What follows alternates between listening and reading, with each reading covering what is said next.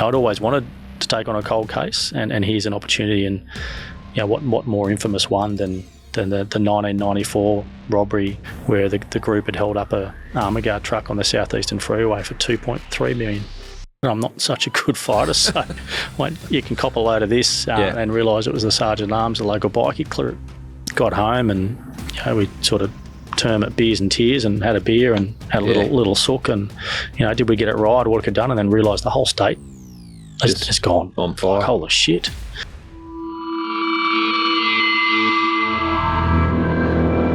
Welcome back to part 2 of my chat with recently retired Victorian police officer Graeme Simpfendorfer. Am I pronouncing that properly? Yes, spot on, Gary. I practiced it a lot before I came on. We left part 1. You had been in homicide and you were enjoying your career in homicide. And then because of circumstances, you got transferred to the Armed Hold-Up Squad. Or I call it the Armed Hold-Up Squad. What was the terminology? Well, even that in itself was a story that there was no name for it. It was just the Armed Defenders Squad was just shut down overnight, and they didn't want it rebadged, and logos had to go. Everything to do with that squad was gone. So I think it called Task Force Emerald. Okay. I don't know why, but eventually it became the Armed Crime Squad. Armed Crime. Eventually, but okay. For all intents and purposes, doing the same job. Yeah. Like as in when people rob banks or the high end, or the vans, the payroll vans, and the high end stuff. So we had to build a crew and had to work with some new bosses, and again, some good bosses that was there that I worked with. So you're a detective senior constable at the time? Yeah, I was. So I went in hat in hand to another crew. Yep. Hadn't worked with any of them before, but we'd all sort of been handpicked to as best we could. But it was made quite clear to me that you're the last one into homicide. You're going out. And just had to wear it. That's what it was. So figured just keep your nose down and your butt clean, and hopefully I can get back to homicide. And what type of work were you doing there? We just did all the usuals, call-out stuff. So your tabaret venues over 10 grand, anything with a shot fired or shots at police or by police, all the traditional armed hold-up, high-end banks, cash in transit stuff. And I think we were at that time seeing there's a fair bit going up here in Sydney with the cash in transit vans. We were getting hit pretty hard. Yeah, and parking up beside the van and hitting in between that gap from the van to the store. But we weren't seeing that same trend. But a lot of focus. There was a lot of work. There was a fair bit on for the amount of people we had there. And that was 2006. So eventually some of the older Armed Defender Squad people that were there when they shut down were allowed to come back, able to merge with us. So that had its own issues to try and work through. But we all just wanted to catch crooks. So look, eventually we got there and we all just worked together as best we could, and there's some big jobs going on, and that sort of led to I think I ended up running a crew as an upgraded sergeant at a time, and there'd been a job I think it was late 2006 at Sunshine Plaza, where an Armaguard truck had about 1.1 million stolen. Oh, that's just a big hit. Just theft. Wasn't even an armed hold-up, but clearly an inside job. They knew how to breach the truck, or someone on the inside had to have let them in, and another crew was working on that investigation. I think it was well known around the floor that it was a really good armed robbery crew that they thought was involved. And I didn't have much to do with it at that stage until a little while down the track, and I ended up being on that crew as a sergeant and tried to convince the bosses, let's have a look. And everyone was really good about it. It was all, knock yourself out, have a crack, but we've pretty much done that as much as we can with the resources we have. We weren't going to get anything specialist out of it. They were a good crew that probably pulled that job, and the appetite just wasn't there from command to push on with it. So we had a bit of a look at it, and actually had a look at the crew more than anything else that we thought were involved, and tried to look at where some other jobs we might be able to revisit, because they'd been around about for Victoria Police for decades. Yeah, talk us about that. My understanding of what I've heard and read about it, that they were doing big hits, like a big robbery, and then they go quiet, and then they do another robbery, and this went on, as you said, for decades. Yeah, I think the earliest was like 78. for a good old payroll robbery on a train. Yeah. And the only one offender was done by a fingerprint, but multiple offenders. So, yeah, you're right. They would go quiet, either, take time to plan or put someone in place, because seemed to be always an inside person that they'd have to, I guess, let sleep and wait for a while until they would activate them to help with pull a job. Right. Yeah. And the dangerous part about most of that crew was it was all for wealth creation. It wasn't feeding a drug habit, wasn't feeding notoriety. It was for wealth. Yeah. So they were very disciplined. It sounds like it. It sounds, and I worked in the armed hold-up squad in New South Wales, and I know there were some crews around that you'd have to begrudgingly give them some acknowledgement that they were good at what they did. They were bank robbers, and they planned, they prepared, and they got away with it. Yeah, and these crew had for many, many decades. So I was able to go back and have a look at. Talk us through the processes there, because I think that's interesting. So we've got a robbery, $1.1 million. Yep. You looked at that and then thought, okay, there's similarities between that robbery and other ones that were done. Yeah. So the inside person for that job, he's been convicted of it. Yep. And again, it was just a theft. So as per the legislation, the theft law didn't allow us to actually use certain techniques. So we weren't able to use listening devices or any of those type of normal techniques that we would, because it was simply a theft. Yeah. So that had pretty much been done. But the inside man on that job, who we believed was linked to this crew, it was quite on open source on the internet and other places. There was a clear link between the crew back in the 70s and 80s to this inside person, and that was through boxing. Right. I think we found a picture of one of them kissing on the cheek after a fight. You know, well done, you've won this bout. Yeah. That's how close they were. It was trainer and fighter. Okay. So we knew it was a really tight association. We're on the right track. So thinking myself and a few others and the bosses, we're like, well, how are we going to tackle this group? Because they're going to go again eventually. Let's have a look at some of the old ones. Finally, a few of us have been given some time aside to have a look at some of those old cases. So we had to speak to some of the most senior we had to speak to some of the investigators that were back in the 90s that were now, superintendents and assistant commissioners and the like. And here we were knocking on their door, and what can you tell me about this crew that you worked on way back when? And you could just see it light up in their eyes like, oh, this is, great. Someone's looking at this, and, and it was everyone was in. Everyone was having a good crack at trying to do it. So we decided to go back and triage those older jobs. Yep. They were all taken to the nth degree, absolutely no doubt. But the difference was technology had caught up. So explaining when you're triaging, you're looking at start with witness statements. Was any forensic evidence gathered, revisiting that, and whatever else evidence that was there, that not enough to convict someone or to find out who's done it, but just comparing it all. Yeah, exactly. I went in with a lens on, we're now at 2006, 2007. What was different back then was we knew fingerprints were around, but there was no real DNA evidence. Yep. So what exhibits out of this stuff possibly could yield some DNA results? And seeing which ones of these, I guess part of the crew had actually already had samples taken, and there wasn't many of them that, I think none had their DNA taken because they were that good. They'd never really been convicted of anything.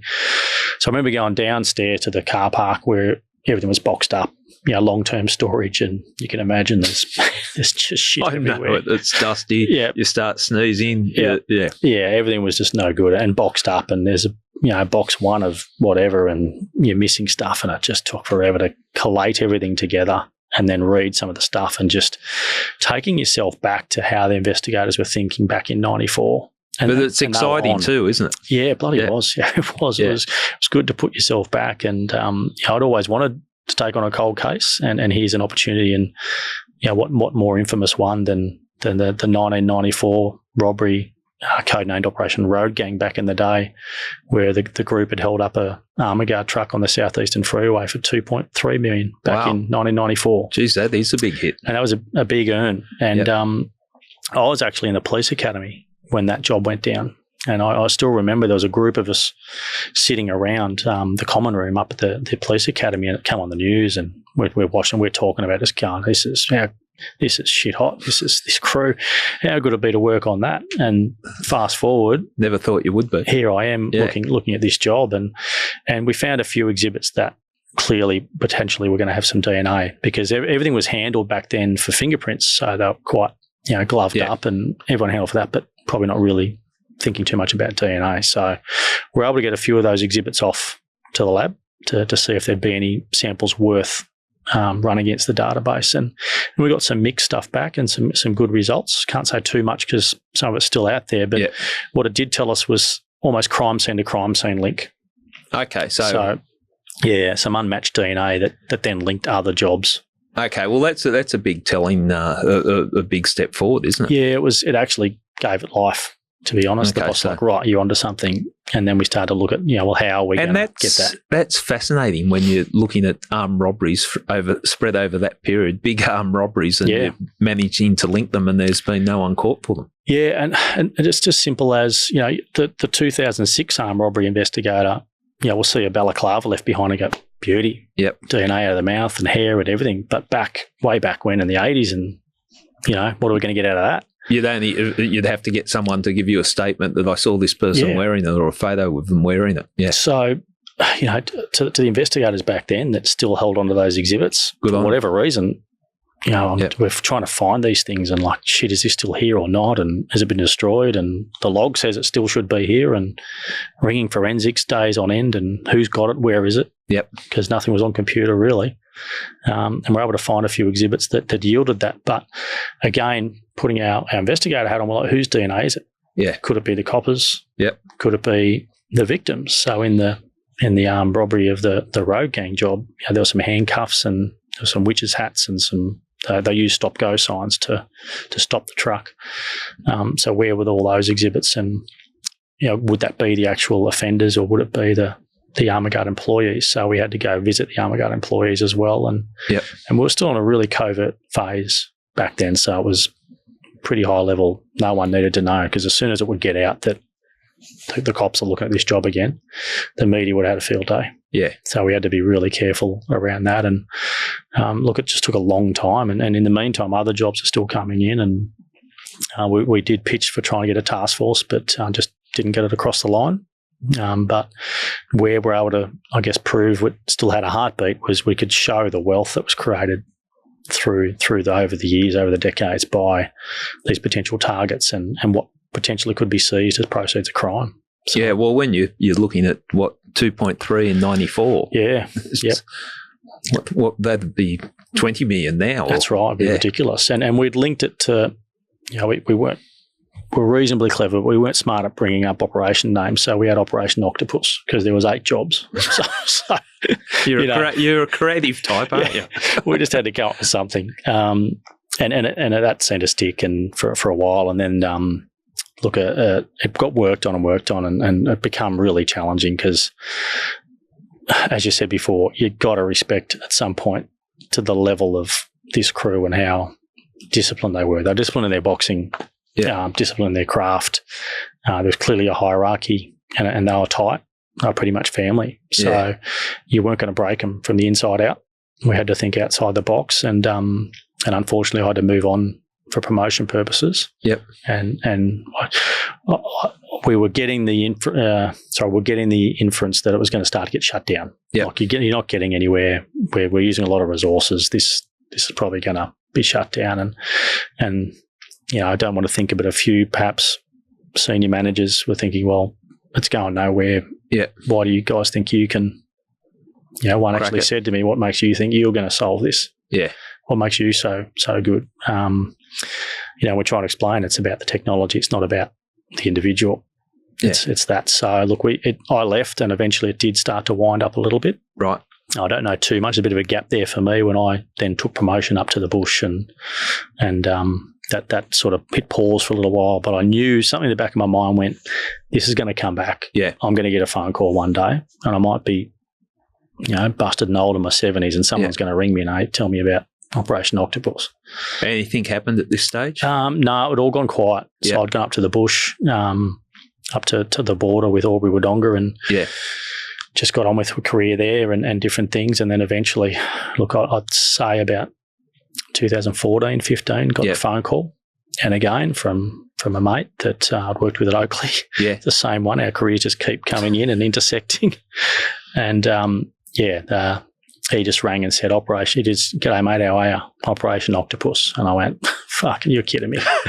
I knew it, but I thought I'd be retired. What's going on? And he just said, we got Witness T. Witness T was the code name. Witness T has rolled. Beautiful. And your colleagues had given us a hand. Yep. And it was tell all. This is the story of the crew. So it absolutely changed everything. Fantastic. From that point on, and I wasn't too much a part of that. They did get a task force going, but again, it was quite covert in those times. And it got a lot of life at that stage. And fast forward, I think, to about 2017, roughly 2016, perhaps 2016, 17, and it had been working hard. You know what task force are like, and look, I can't speak for that. I've never done a task force, but they were working long hours and dedicated, again, reviewing everything and even reviewing what I'd done in 2006, reviewing the old case files. Yep. And how I'd submitted things for DNA, and they're ringing me with questions like, why did you put that exhibit in? Oh, well, I was thinking down this line. Yeah. So clarifying some of those points, and then eventually got an invitation to come back for some work. There was some gaps at the senior sergeant rank. Yep. For a period of a few months, and do you want to come back in? You've got intimate knowledge of this, and again, hat in hand, I had to go to my bosses up at the border and please let me go. Can I go? And I think initially was hell no, you're not going. You belong to us now. You're not going back to crime. And I think eventually the powers that be made it happen. And I find myself down there as senior sergeant, and the boss who was leaving at the time. It's actually quite funny now looking at it. He's like, Simph, you're here to babysit this thing. It's going nowhere. Yeah. Fucking box it up. Box it up and fuck it off. Yeah. Like, yes, sir. Yes. Understood. Yeah. We're clear? Yeah, we're clear. Yeah. Fucking 24 hours it took.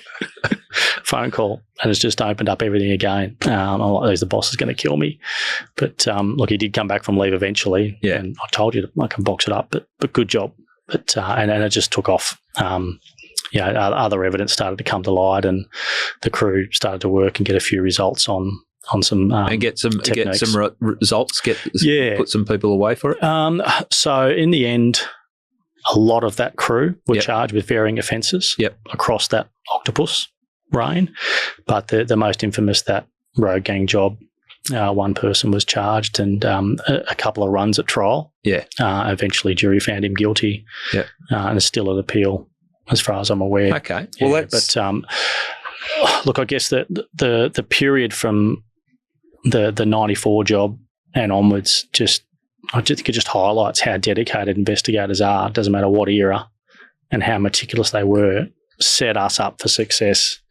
Good policing. I tell people that success comes with investigations. Some investigations you can solve them. It's tracking an elephant through a snow. It's simple. Others, like that, it needs dedicated police officers, and that makes a difference. Yeah. It needs dedicated people like yourself. And when the boss is saying shut it up, and I'll shut it up, and the moment he walks out the door, open it up and blow it up.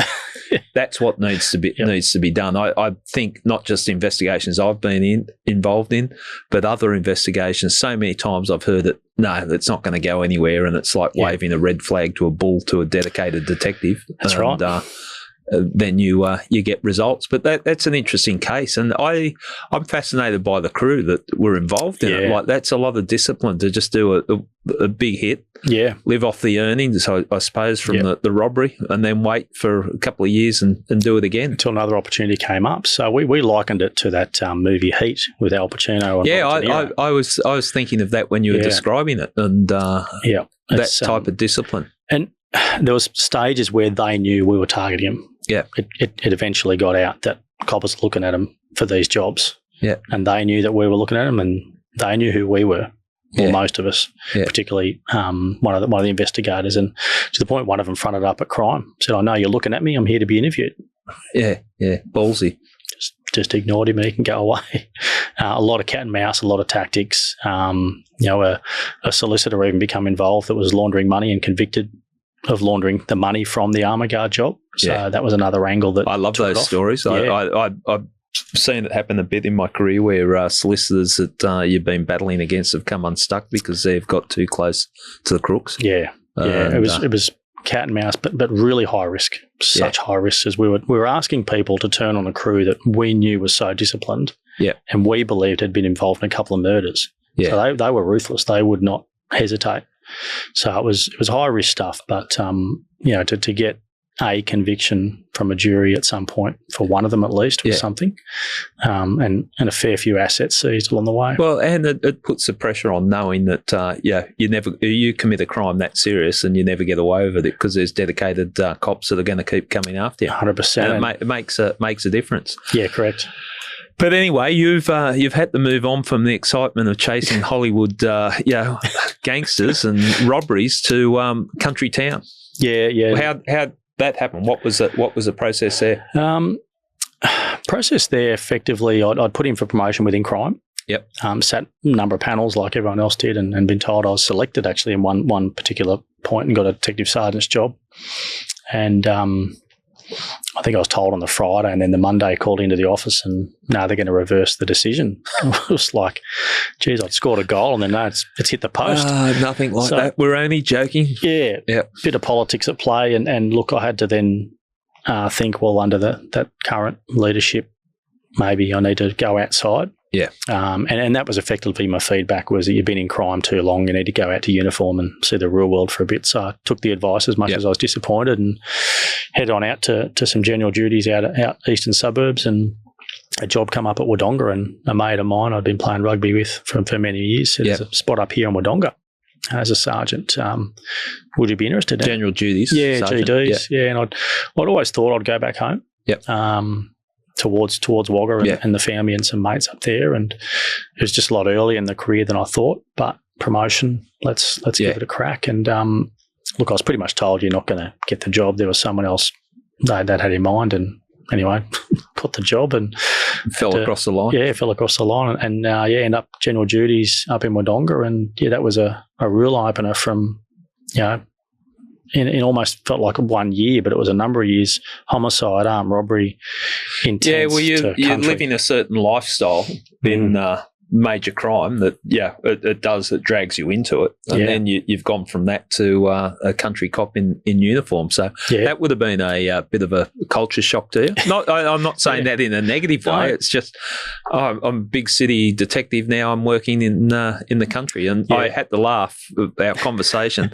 There was one of your more serious matters that you dealt with in the town that you had to round up sheep in the main street. Yes, it was one of those. What the fuck? I know. It wasn't. I wasn't there long, and I think I had to have a driver because I didn't know my way around too much. And the job come up for some sheep down the main, pretty much the main street. It got out. I'm like, they've got to be geeing me up. They're geeing the new sergeant up, and get out there. There's about 10 sheep. We're out there trying to roll these sheep and whatever. And being a country fellow, I haven't had much farming, but I sort of knew what was going on. And of course, there's some people taking photos, and I was had to message a couple of boys back in homicide. And I go, geez, it's a long way from homicide at the moment. So they have a crack every now and again. Like everyone says, you're a bit slow up the country, but I tell everyone it doesn't take us an hour and a half to watch 60 Minutes. We've got our finger on the pulse. Yeah, you know what's going on. Yeah. Did you enjoy the experience? Yeah, look, I loved it. I think I went in blind. Yeah. And just took it for what it was, and really worked hard. And there was a lot of very senior uniform sergeants that were working there, like 30, 40 years were there. And then here's this new young bloke from the big city detectives here. But look, they were great. They were, and you got to respect guys that have done, at that front end of policing, 30 years in general duties. It's And one of the ladies there, Karen Campbell's her name, and she'd been there a long time, and look for her career and what she's seen, plus country policing. Yeah, had to respect all that and learn the town's way, and I guess the vibe of the town and what it was. And it didn't take me long to sort of get known, and I think a few. So the town was Wodonga, which is on the border, New South Wales, Victorian border, Wodonga, Albury. Yeah, that's Wodonga. Right. Yep. 35,000 people in Wodonga. Yeah. So you're pretty much it's not a small country town, but people would know your business. You'd be known as the local cop. Yeah, for sure. Yeah, everyone didn't take them long. So when if you're playing football or doing anything social, you'd still be the cop. You're never really off duty, are you? No, I was very mindful of all that. And there's only a couple of pubs in town. There wasn't a lot of pubs. No nightclubs in Wodonga, which was great for policing. There was all in Albury. Yep. So a lot of the night problems were over there, but a few problems early on at one of the pubs, and I ended up spraying a bloke that wanted to capsicum sprayed him that wanted to fight, and I know what I'm good at and what I'm not good at. I'm not such a good fighter, so you can cop a load of this and realise it was the Sergeant at Arms, the local bikie crew. So, got to meet the President and others pretty quick out of that, and just said, this is how we do business and this is what we expect. And, that probably needed a little bit of that at the time. And I just brought a different way of thinking, I guess, to some of the people that wanted to be investigators. Yeah. Because a lot of people go there for lifestyle. That's why I went there. Yep. I didn't want to climb the ladder. I thought General Duty Sergeant was as high as I was ever going to go. So I was quite content with that, and just wanted to help some of the younger guys come along that had the odd investigation that, you can actually go down this path if you want to. I've seen that in police stations where detectives have gone back to GDs, and it's not a bad way to upskill a station. Yeah, and that's not saying that the skills GDs have is not important. They've got skills that the detective has to be upskilled on, but it's always good when you've got the ex-detective working in GDs that can help with putting briefs together and making sure things are done properly. Yeah, that's right. And some of the technology that was available around just with phones, just all that, so that helped out. Did you find working in like a town? The only time I had out a major crime in my career, I did 3 years at Chatswood Police Station as the crime manager, and working in the police station covering Chatswood, which is on the north shore of Sydney. I didn't want to go. Like, I was dragged kicking and screaming, but I was being rotated out of the homicide. But when I look back at my career, I enjoyed that time, and I felt like part of a community that my role was policing that community. I was missing murders. I managed to find a couple of murders at Chatswood when I was there, which I think I annoyed the bosses. But other than that, I did enjoy feeling part of a community like the local police station and dealing with the general duties police. And did you find that? Yeah, I sure did, mate. I think unexpectedly. Yeah. I just thought I was the same. And, the senior bosses that said you need to go to uniform and get some experience were spot on. And you can't see it at the time. Well, I couldn't at the time. And when I got there and actually got my teeth into some things and actually realised I had some skills to partake of there and learn myself from the other sergeants around, policing was different in uniform, having to deal with things. But having that ability to, stop a crime spree in its tracks. So, if someone's doing one or two break-ins,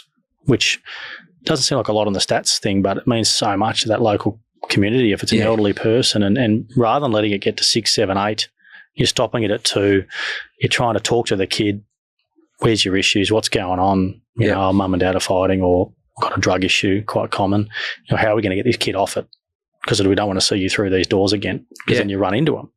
So having that community level of policing, you're accountable. You're really accountable to. And if you promise someone something, or you're going to I'm going to try and get you a bed, or I'm going to try and get you some accommodation, it made a difference to them. But and I think you've just hit the nail on the head, making the difference, because that's you actually feel like you're making the difference to the community, doing your police work within a community and stepping away from the major crime. So and the media, there was not much else happening. It's sport, crime. Yep. That's about it. So, a little bit of entertainment, but they were right on everything.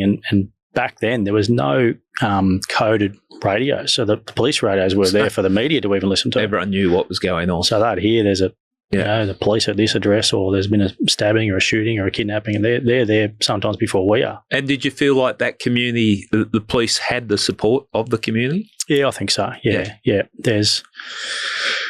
It took a while, particularly for myself, to get known in the town, because you knew and how you're going to get their trust, but just had to be time and deliver.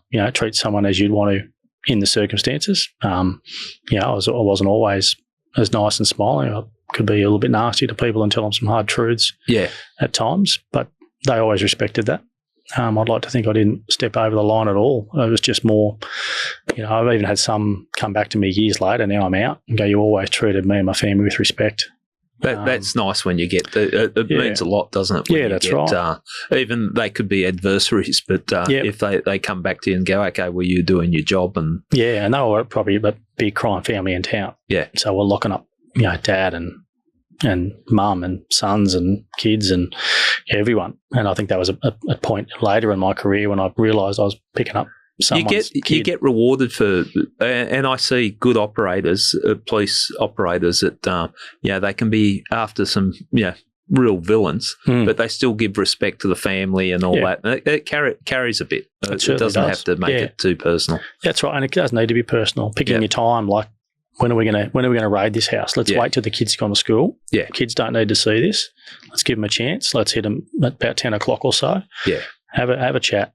Come on in, and generally respected. And I think that's smart policing. Sometimes you got to ramp it up and play hardball, but that generally speaking, that's smart policing. Yeah. When you were there was the Black Saturday bushfires. Tell us about that, because that was huge. That was that was what was I think from everyone. I was uniform sergeant. I hadn't been there long at all. Hadn't done emergency management training. New kid on the block. Yeah. We knew it was going to a couple of bad days, and I think it was into the weekend, obviously Black Saturday. So I had the Saturday shift during the day, I'm pretty sure, from the morning shift. Yeah. So 7 a.m. start to 3 p.m. And look, I can't recall exactly what time it was, but it was a pretty busy day. And there was a guy that was drowning in the Wodonga Creek, and the uniform guys got him out, and they were doing CPR, trying to get him back, and unfortunately couldn't. But that's when the radio call come over. You've got a fire out in a town called Wodonga, which is out near Beechworth. My first thing was, where the fuck's Wodonga? That's not my area. Yeah. Didn't think much of it, and went back to the station to check on the team about giving CPR, and then someone's actually, what are you doing about that fire, Sarge? I'm like, what's that got to do with me? That's your area. Like, Jesus, all right. So trying to figure out, off we go. And and look, it had taken off. It was power lines down, and then started the fire. We all knew it was a bad day. And one of those hot, windy. Really bad. And we went to the response. And look, I ended up making a statement to the Bushfire Royal Commission. Look, I had no idea what I was doing. I was caught with my pants down. I had no idea. So I rang the inspector that was there, and Dave Ryan, and I'll never forget what he did for me over that time. He come in, helped out, and just taught me basically emergency management on the fly. And there was chaos. Evacuating towns, properties and towns. The local coppers at that time, the job they did saved lives, because they were ringing the farmhouses because they knew them. Oh, that's such and such's farm. Ring it, get out now. Roadblocks, I had no idea, trying to find maps and where everything else is going, where needed roadblocks. And it was, first 24 hours was chaos. I think didn't go home so I started at 7 a.m. We worked through the night. Next morning, finally started to get someone come and relieved us about 10 or 11 o'clock. And it was driving back into town thinking, right, we'd found out that 2 people had perished in a fire at Wodonga, and just devastated. Just, had we got it wrong? Did we miss notifying them? A lot of unknowns. I had to call out some detectives to go deal with that. But I had no idea the rest of the state had burnt. Yeah. Absolutely no idea. The magnitude of the whole thing. Got home, and we sort of term it beers and tears, and had a beer and had a little sook, and did we get it right or what we could done, and then realised the whole state has gone on fire. Like, holy shit. And then we know obviously what's come out of that. That emergency management course, I know they brought that in New South Wales, and I remember we had some huge bushfires up in New South Wales, and being detectives, we were at the pub on a Friday afternoon and got called back because it was coming down the expressway round Hornsby, and we were evacuating people, and it was chaos, and no one. People were learning on the fly. We hadn't seen something on that scale before, and it was interesting how people step up and get things done. But what you were talking about in a country town, that's that experience that people know the country town. They did. When you say you know the feel of the town and the area, you can't bypass that, can you? And no, you can't, and that's what I think helped save lives that day for us. Is the community got in and helped. CFA, now we know how dedicated everyone is, and the farmers they're farmers as well as they're in the CFA, and most of them are going to protect other properties, not knowing what was happening to their own. You get an appreciation of what the fireys do in those situations too. Like that's I was impressed watching the fireys operate in those circumstances. But I remember they were evacuating an area called North Epping where I grew up. And I'm running around, it was just black, and I'm running around houses, people I know saying, you got to leave, you got to leave. And mates are saying, do we have to leave? And I'm going, you got to leave. It was a hard lesson for everyone to learn, was it? Yeah. When the coppers are saying you got to go, it's sometimes too late. Yeah. And I got some pictures and just seeing, I remember driving for days on end then. I went up and worked at Marysville after that fire and going, I can't believe we're driving into this. This absolute devastation and how the community reacted, and it was just it was a pretty horrible time, and to see the community suffer from that, the losses of livestock, fencing, farming, lives, and everything, and then knowing what the investigators had to go through to investigate that for the coroner, and obviously I think there was some there's some suspicious fires lit, then up in charges, so it was a massive job for VicPol. Yeah, and it really, as a police officer, it leaves an impact on you, things like that. And I'm thinking, what's happening now around the country with all the natural disasters and the police, the floods, where it was fires the year before and floods this year, and you really, it's rewarding, but it's also that's when you've really got to earn your money. It certainly is, because there's no one else that's going to step up. No one else is coming, and that was the reality. When I was there on my own with the inspector, just going, there's no one else. Who else can manage this? It'd be easy to just, this is beyond me. Well, who else is coming? There's no one. So it actually, pardon the pun, but that's what ignited my interest in arson investigation. Yeah. And I started to go down that line now of the bushfire arson and how we could actually work out where the fire started and how it started and the science behind fires. And that really still is a passion now. How your time in the country, you eventually went back to plain clothes work or as a detective in the country? Yeah, so did a short stint in the uniform. Yep. And eventually ended up going on to work. They kicked you out because of your sheep herding capabilities? Oh, I think it might be shit magnet, I think is the term that gets banded around a bit. But no, look, an opportunity came up to run the drug unit in plain clothes. And I went, of course, I'd love to. So again, just started to run a really small team, me and two. Was it street level stuff? Yeah, it was, but there was such a gap between the street level stuff we're dealing with and what crime in the city we're working with. Yeah. So our middle level dealers just weren't getting the focus on the town. So we ramped it up a little bit and had a fair bit of autonomy to have a crack at it there at that time. And two really keen trainee investigators. Yeah. And we worked really closely with the Albury team. Yep. And, we didn't care who got the credit. Yeah. It didn't matter who run the sources. And we worked out benefits of both sides. So our New South Wales did their controlled operations was a lot smoother than how we did ours. Yep. Ours would take quite a while to get up off the ground and approval and through the committees, whereas yours was done at a more local level. So we would use that to our advantage. Would you cross this is an interesting thing that I haven't addressed, but people might be interested in it. You're working in Victoria, but there's the border. Yeah. You're chasing a crook. Can you go over the border to New South Wales? Do you get sworn in as a special constable? Yeah, both sides. So, we were sworn as special constables in New South Wales and vice versa in Vic. Yeah. A fair bit of policy around if you're chasing a pursuit across. Yeah. You've got to give the notification early that you may come. So it pretty much ended up just being as soon as there was a pursuit in either town, you'd let each other know because it would be a matter of somewhere between 30 seconds or a minute before you'd be at the border. Yeah. And the policy was if you haven't got approval to come into the state, drop off. You're probably not coming. Okay. But what about offenders? Like if you're tracking someone that's committed an offence in Wodonga, but he's living in Albury?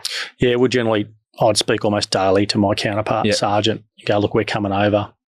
Just giving you a heads up, we're going to be in your patch. And you charge them in New South Wales and then have to extradite them to Victoria? Or? Yeah. So that's a nightmare. I could imagine. That would be a pain. I think 7 extraditions in a week was probably our record. Yeah. And you know how time consuming they can be. Because people might assume, well, why don't you just put them in the car and drive them across? You're not allowed to. No. As tempting as it might be. Sometimes, depending on the relationship, you might say, mate, you can go sit in the dock for 8 hours while we get the extradition paperwork done, or just come over in a cab. Step across the border here. Come and meet me at Wodonga and we'll sort it out. Yeah. And even some of them are like, please don't come get me in Albury. I don't want to go to Junee jail. Yeah. I'll prefer to go down to Melbourne, so I'll come in. Thing. Yeah. But we dealt with each other daily, and they were things we had to think about. Yeah. And probably more so, I think we were some of the first to do the cross-border controlled operations. Yep. So we even had permission to do buys, drug purchases across border and work with Albury and got some great results. To even colleagues were saying, geez, you guys are getting lucky getting all this product. What sort of drugs were you're dealing with? Mostly methamphetamine. Right. Yeah. And that rips through the country towns, doesn't it? Yeah, not a lot. Not a lot of coke. Yeah. A little bit, but just not that high-end stuff, but mainly ice. Yeah. And prescription meds. So we saw a big rise in the fentanyl and fentanyl deaths. Yeah. People wanting a bit more of a hit and a bit cheaper, which then went on to home invasions for people's medications and people getting stood over for their scripts and false scripts. It was evolving to that. That stuff, but that must have been rewarding in a country town, like dealing with a drug problem, because I see country towns and you hear about where ice just rips through the town, and it destroys. A good community can be destroyed because of ice. So you can't just ignore it. No, you had to deal with it, and you had people almost coming to your door with their children, going, "This is destroying my family." Yeah, what are you doing about it? Yeah, we're aware, we're trying, but it was like that whack-a-mole game. You'd whack one down and another one pop up, and you just kept churning and kept doing it. And I guess to our advantage, a lot of them didn't think they were a focus because I always thought it was always city-based. Yeah. So we were able to use our advantage of a lot of the dealers from the city bringing the product up. Yep. That was our opportunity to try and hit both from either Sydney or Melbourne and catch them in that regard. And it worked. It worked well. I got some really good seizures, but unfortunately, it's dropped away a bit over the years because drugs is a stat that doesn't look good. That's funny with investigating drug matters that if you don't investigate it doesn't look bad statistically. Yeah. Now I'm talking like from police. Well, we haven't got the drug problem here. There's only been 3 people arrested in the past 12 months. But if you were actually working the drugs, there might be 1,000 people arrested. Right. And you've only got to sit in the magistrate's court to hear the plea material. Yeah. Everyone, drug issue or either it's family violence or the like, it's drug issues. And the crime that flows on from the drugs too, and the devastation that causes to not only the people using the drugs but those around them. So it's something that needs to be addressed. But another important area that you worked in was the sex offences or sex crimes and child abuse squad. Yeah. What was it? How did you get there? Yeah, so that was they had an inquiry into family violence and sexual offences and. Look, thankfully, I think it's now a well-known model, but they said we need to have specialist units. It used to just be the general detectives that would work on the sex crimes and child abuse, and that was, to be one of 30 files on the desk of the investigator. Yeah. So it required a specialist effort. So they started these new squads called SOCIT, Sex Offence Child Abuse Investigation Teams, SOCITs, and so Wodonga got the resources allocated for a sergeant and a few. There was a squad before that was doing a lot of the victimology side, but the investigation would end up with a detective. With the local detective. So they merged that together. And so an opportunity came up to I guess, make another jump to detective sergeant for me. And I thought, again, a chance to make a real difference. So I put in for that and was really lucky to be the first detective sergeant in Wodonga on that squad. So we set it up pretty much from scratch. How did you see that? That opens up even more pressure working in a country town when you're investigating that type of crime. Yeah, I didn't last long, to be honest, Gary. I don't think I got 2 years out It just wasn't for me. I had to be honest, and that work just wasn't for me. I was frustrated by laws, frustrated by what actually goes before a court, what's prejudicial to the accused. It just wasn't for me. I was happy chasing your kidnappers, armed robbers, burglars, assaults. It was too much toll, especially with the kids stuff. It's so many people that have worked in those sections carry a lot of baggage from that, especially the as you said with the kids. I haven't spoken to anyone that's worked in that field that doesn't come away changed or damaged from it. No, 100%. I guess I'd have been naive. I had young kids at the time, and you go into that world thinking you're gonna, you know what you want to do, but coming out, just as simple as where's my kid going to go for a sleepover? Who's there? I mean, most of us think that anyway, but having now seen where some issues do pop up in that world, online as well, and how protective we are of our kids online, but the sex offence investigator is probably even more heightened across that. And I've got friends that have been there now a long time, and they love what they do, and they're so passionate about what they do. And all I can say is thank fuck they do it, because I couldn't. And quite often, I know in New South Wales and police I've spoken to from other states, it's so under-resourced too. Yeah. It's the amount of cases that one detective's covering is ridiculous. Yeah, and I can give you another one. So on the border, you have a rape victim that reports 72 hours to try and get your medical done, and there's one in Albury. Right. But we can't use it. We've got to travel and take the victim. Sometimes, in one horrific case, has had to go to Melbourne. Oh, that's so. You're trying to convince your victim to undergo an examination and report. Yeah, this person shouldn't get away with it. But you've got to spend 4 hours in the car with me to go to Melbourne because we haven't got our shit together to just a simple, to reciprocate. Yeah, a simple report and acknowledge it across the border. So we nearly got there, but as far as I even know, probably only as recent as the last couple of months, it's still not dealt with. The other thing, pressure in that type of investigation is that if you don't stop it, it's going to be ongoing, and there might be more victims. So that adds a lot of pressure. I like homicide, other than when we're tracking serial killers. You know that, okay, the crime's committed. You've got the pressure of solving the crime. Yeah. But potentially there could be another murder that flows on from it. But with sex offences, especially of children, if you don't stop it, it's going to continue on. Yeah, exactly. And I guess that's probably part of where we're saying we're going to go in this episode was that those differences, and that's exactly what I experienced. So your homicide, you got time to plan how you're going to lock this person into being at the crime scene, being that no one else could have committed that murder but this person. Yep. You got a bit of time, as you say, unless it's a serial killer or we saw in Melbourne, I think it was 2012 Jill Maher case where she was taken from the street and had some friends work on that. Now they're high pressure to solve, but then you go to armed robbery and sex crimes, you know something's going to happen again. Yeah, if you don't interfere here, there's going to be more victims. And yes, armed robbery holds a different risk, but when you're talking about another kid could be a victim of child pornography or rape, just horrific. And I would imagine for a dedicated officer, it would be very hard to switch off because you'd be thinking, I should stay back. I've got to follow this up. And I know it's just physically not possible with the cases. Yeah, that's right. I'd had to tap out. Yeah. I think I'd broke down one day in the office. Yep. My mates walked past and I'd lost it. Yeah. Made the phone call. I need out. And my management at the time are fantastic. They said, yep, you're done. Let's move you back into crime and someone else can come in. Yeah. Just not the right personality for it. Yeah. And some are. But that's right. Yeah. And each the type of investigations impact on different people in different ways. Talking about what we said we would discuss, the different approaches. So you've had experience in homicide, armed hold-up, sex crimes, drug squad. And we mentioned fraud. We were talking about fraud, different approaches, and also arson investigations. They're all different in the way that they're approached, aren't they?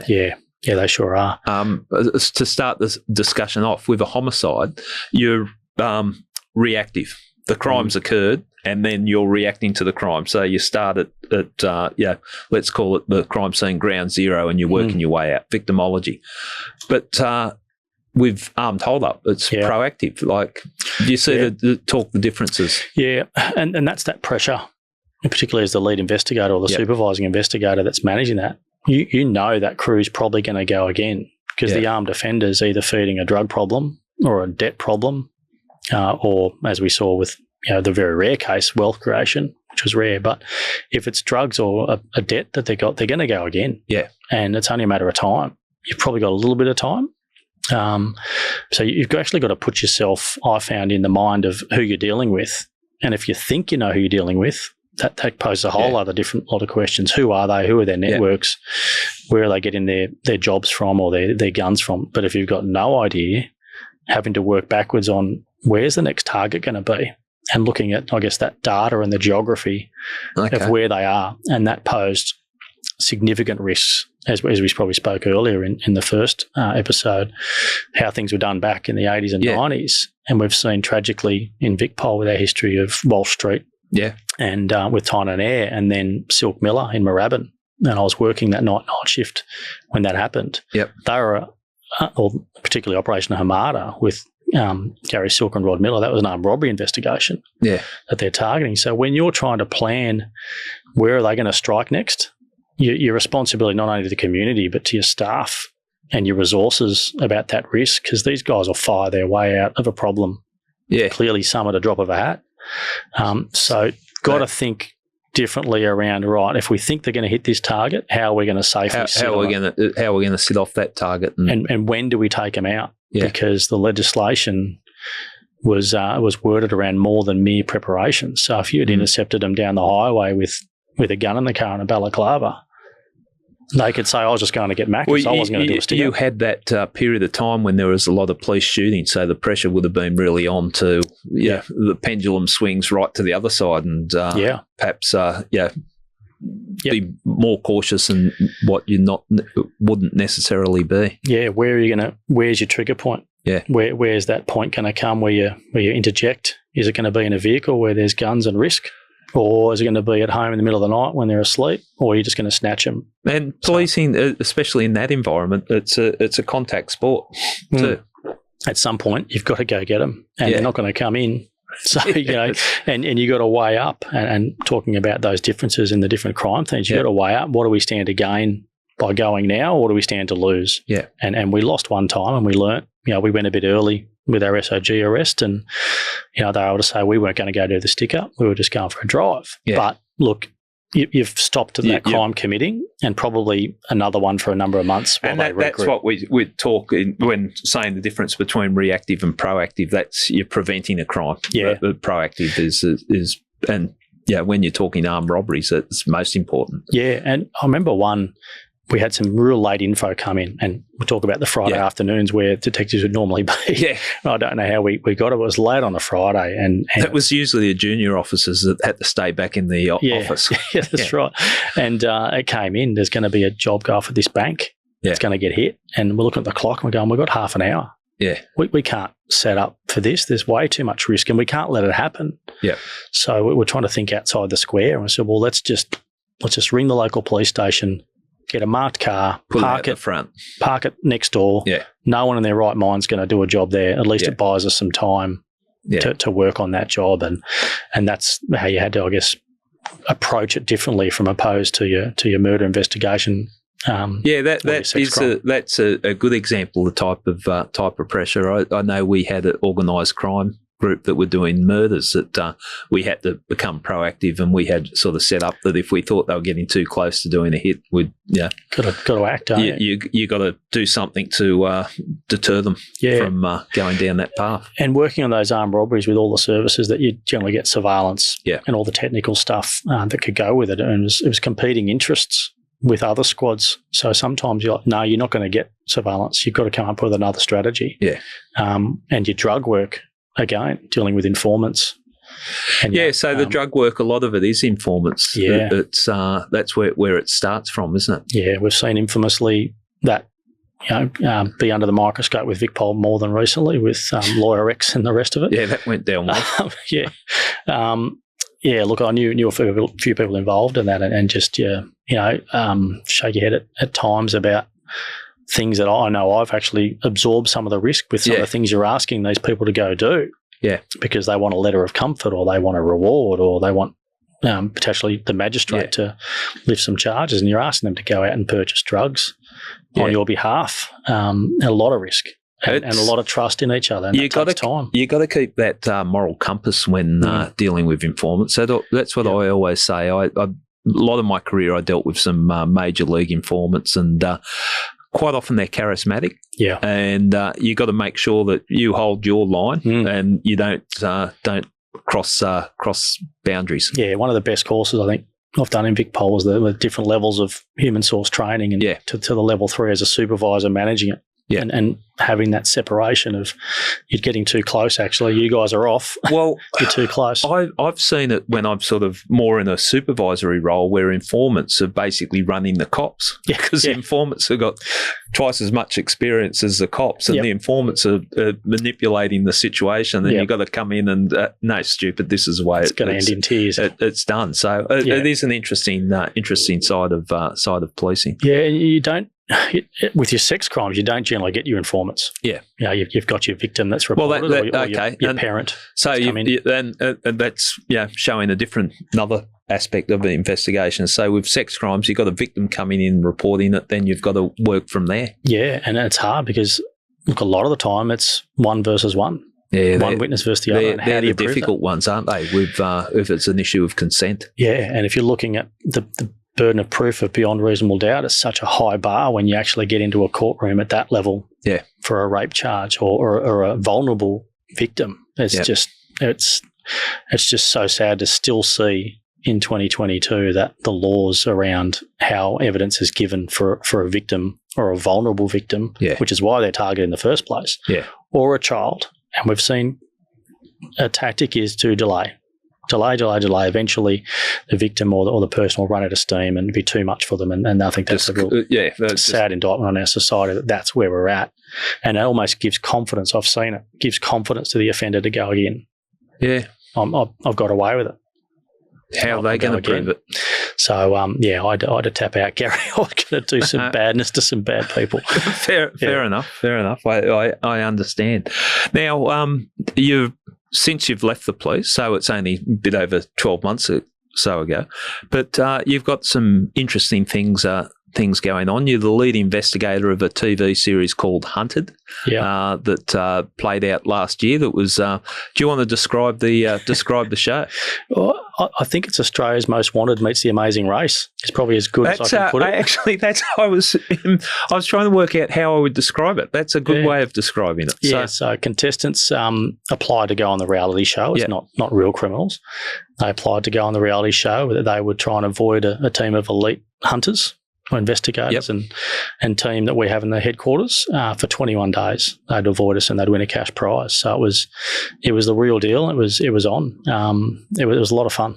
And your role as the lead investigator, so you're in the incident room and calling some shots. And who else are you working with? Yeah, got so in the team we've got a chief. He oversees the lot as normal. We've got a lead of the ground crews. So operations for that. And an operations officer for the intel. Right. And I guess myself off to the side with an analyst. And I've got a forensic psychologist, Dr. Carla Lopez, who is working out, getting inside the heads, and a team of cyber scary people. So basically, scary. They're a strange group of people, but they're very good. They're very good. You can't do without them. It's set up very much like a real live investigation then. Yeah, it's like a major incident room. And look, going into that show for season one, a little anxious about how it's going to be and how it's going to look, but it was the real deal. From day release, day one, it was on as if we promised them we'd treat them as if they were offenders, and we did, and it was on. The gloves come off. I was watching it and watching how you guys were reacting and all that, and it's almost like you've forgotten that you're playing games here. But you fall back. I can understand that. Yeah, we went back to our templates, and it was just, here's a face, here's a name, get them. Yeah. And working, I've got to say, with, once I finally met everyone that was going to be on it. Yeah. So some ex-Special Forces guys that the real deal for our country. Ben, who is our lead intel, he's ex-massive intel in Britain and one of the youngest ever to go through their secret squirrel aspects of intel over there. Great skills. And we come together with cyber and with Carla and the analysts, and we just clicked and everything, a couple of nights on the beers, and we just formed a team that was going to give it all. And I just pinch myself at times going, I'm this detective from Wodonga working with some of these guys that are unbelievable. But we just got on with it. Yeah.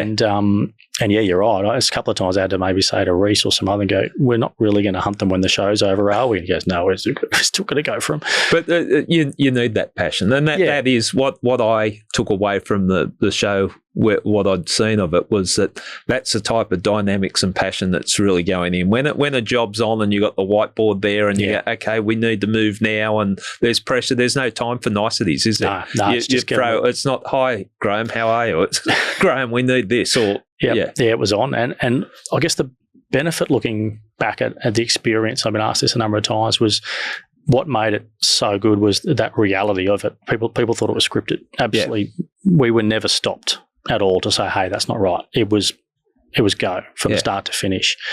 But I was trying to forget what the point I was trying to make there. But it was go from the absolute start, and we never stopped for absolutely anything. But we just didn't want to lose. Yeah, it was just that Aussie way of we're going to beat them. If you sit down and really have a conversation with a detective, you do take it personal, and you don't want to lose, and that's what I saw come out in the show. That I'm not going to be beaten. And the great part of actually doing the show as a reality TV show, and I had to remind a few people, look, it's not a documentary, it's a reality TV show, but there was no risk. Yeah. So whilst I was overworking at sex offences and other places, and my career had to be called time, there was just no risk. We could walk off set and just park it until we had to deal with it. Good on you finding something like that. Maybe they should set that up for all retiring police. It doesn't have to be a TV show, but just let us play in the pretend incident room. That's right. That might be a way of weaning us off policing. It's been good for my mental health, But I don't want to see you on the other side. I don't want to be hunting you, that's for sure. You wouldn't catch me. No, no. I'll give you 2 days head start. Look, we're already on to it. Yeah. Now, you're doing something else that's a little bit different. You're a mayor. I was, for a short stint. Yeah. Okay, local council, so serving the community. You've moved into that country town. You've really become the sheriff. The sheriff of Wodonga, yes. Yeah. How did that? What was that about? How did that happen? That was through COVID. Yeah, I think I think a lot of people looked at their lives during COVID and where to, and what am I doing with different things, and I guess a bit of frustration. There's unfortunately there's not a lot of opportunities for country cops as much as there are in the city, just because of cost. The cost to send you to Melbourne for a course and that. So I thought, how can I stretch myself and push my boundaries and so I'll do. And I saw it come up. That was coming up, and I thought, you know what? What a great way to have an impact for the town and just put myself out there. I honestly did not think I was going to get on. Yeah. Because it was all done during COVID. There was no, I'm not the sort of person who would go out to the shops and hand out things, please vote for me. It was all pretty much done online. So had it been normal times where you had to do that, I probably wouldn't have done it. Yeah. But it seemed a lot easier to be able to just almost put that mask on that we talk about as coppers and have that to the community and go, look, if you want to vote for me, then this is what I'll represent with it all. And my kids helped me put some flyers in letterboxes when we could, and it was quite cute of them to help. And my daughter drew a picture of "Please vote for Dad," and late in the campaign I put that up, and that went berserk. I should have led with that. Probably would have done a bit better. But look, got elected by the city as one of 7 councillors, and for the first year it was pretty intense. The mayor that we chose, we had COVID and border closures, and the poor guy he was done a great job. He was cooked by the end, but come around the second year of our term, it's a 4-year term.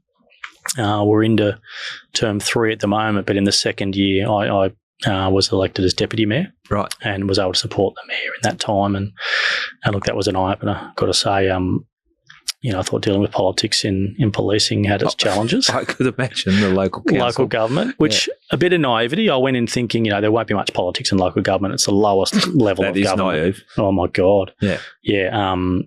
Egos, politics, you name it. Just undermining, dirty tactics. But look, I was up for it. As a cop, you can pick bullshit and you can call it out.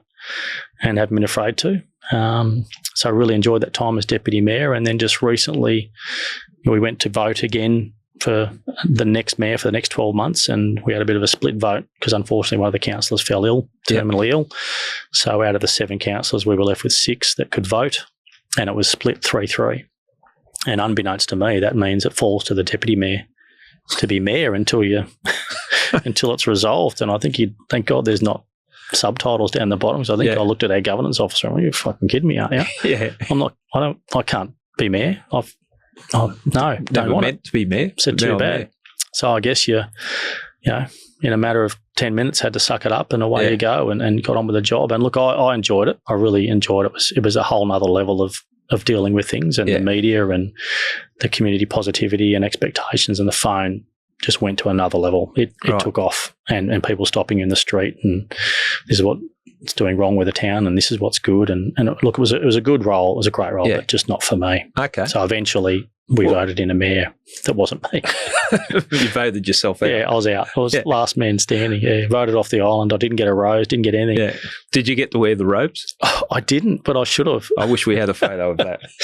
No, I didn't. I should have. But it felt a bit like the Stephen Bradbury of mayors. Right. Okay. It just didn't feel right to put any of that on. Oh, but look, good on you. Like seriously, it's contributing to the community and making a difference. A lot of us sit on the sidelines and whinge about this and whinge about that, but unless you dig in and have a go. So it's been a great experience. Yeah. Would you recommend policing to? I get asked that a lot. I think yes, and the thing is, I always sort of answer with, would I recommend it to my kids? Yep. Look, I would, because my career, 27 of it years, if you've seen those changes, and sometimes it's hard to adapt to those changes, and that's another reason why I had to go. Police is going a direction that I don't think I want to go with. Yeah. So someone coming in now, they wouldn't know any different to it all. So I think it's a good job. It's a rewarding job, but you've got to join for the right reasons. If you're just joining to put on the blue and get good income, you're doing it for the wrong reasons, and maybe look elsewhere. If you want to make a difference and you think you've got the right skill sets, I couldn't think of anything better. So I would recommend it to my kids, but if they're doing it for the right reasons. Yeah. Oh, good answer. Good answer. Well, look, Graeme, I've loved the chat. Really enjoyed it, and you've got some interesting stuff going on post police. Yeah. But look, thanks for the service to the community as a police officer. I know you're the type of person that put in, and it's much appreciated. And thanks for coming on I Catch Killers. My pleasure, Gary. Thanks for having me. Cheers. Take care.